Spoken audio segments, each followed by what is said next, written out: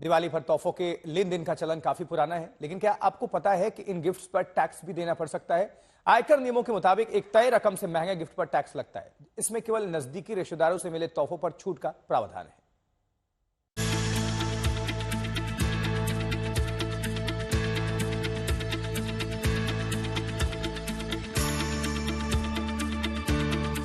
त्योहारों का मौसम आते ही गिफ्ट्स का दौर शुरू हो जाता है। दोस्तों, रिश्तेदारों और परिवार के सदस्यों से लोगों को खूब गिफ्ट्स मिलते हैं जो प्यार और शुभकामनाओं का संदेश देते हैं। लेकिन क्या आपको पता है कि इन गिफ्ट्स पर भी टैक्स का नियम लागू होता है। जिन गिफ्ट्स पर टैक्सेशन के नियम है उनके बारे में जानना आपके लिए बेहद जरूरी है।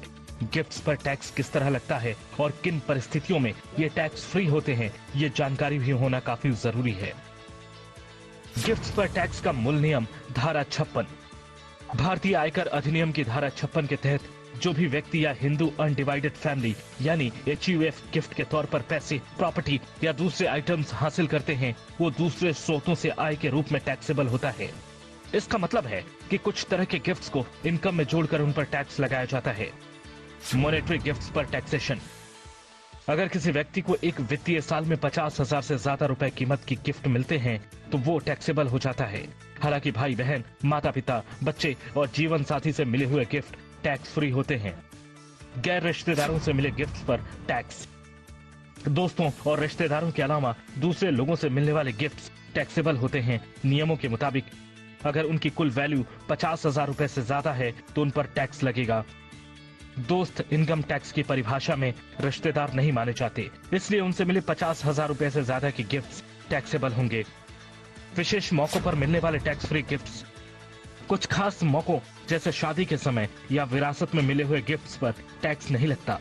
इस तरह के गिफ्ट्स को पूरी तरह टैक्स फ्री रखा गया है क्योंकि ये जीवन के खास अवसरों से जुड़े होते हैं। किन गिफ्ट्स पर लगेगा टैक्स? जिन एसेट्स को टैक्स के दायरे में रखा गया है उनमें आयकर विभाग के नियमों के मुताबिक शेयर, ज्वेलरी, सोने चांदी की चीजें, आर्ट वर्क, प्राचीन वस्तुएं और वर्चुअल डिजिटल एसेट्स जैसे क्रिप्टो करेंसी और NFTs शामिल है। अगर इन गिफ्ट्स की मार्केट वैल्यू 50,000 रुपए से ज्यादा होती है तो ये टैक्सेबल मानी जाती हैं। प्रॉपर्टी पर टैक्सेशन के नियम। अगर किसी को गिफ्ट में जमीन या मकान मिलता है और उसकी कीमत 50,000 रुपए से ज्यादा है तो उस पर भी टैक्स लगेगा। लेकिन अगर ये संपत्ति किसी नजदीकी रिश्तेदारों से मिलती है तो ये टैक्स फ्री रहेगी। कंपनी से मिले गिफ्ट या वाउचर पर टैक्स के नियम। कंपनी से मिले गिफ्ट, वाउचर या बोनस 5,000 रुपए तक की रकम तक टैक्स फ्री होते हैं। लेकिन अगर ये रकम 5,000 रुपए से ज्यादा होती है तो वो आपके वेतन के तहत टैक्सेबल इनकम मानी जाती है। त्योहारों और खास मौकों पर मिले गिफ्ट पर टैक्सेशन के ये नियम हर व्यक्ति को जानने चाहिए। इस जानकारी के बिना आप अनजाने में ही टैक्सेशन की दिक्कतों में फंस सकते हैं। इसलिए अगली बार जब भी आपको कोई गिफ्ट मिले उसकी वैल्यू और सोर्स को जरूर ध्यान रखें। आज तक ब्यूरो।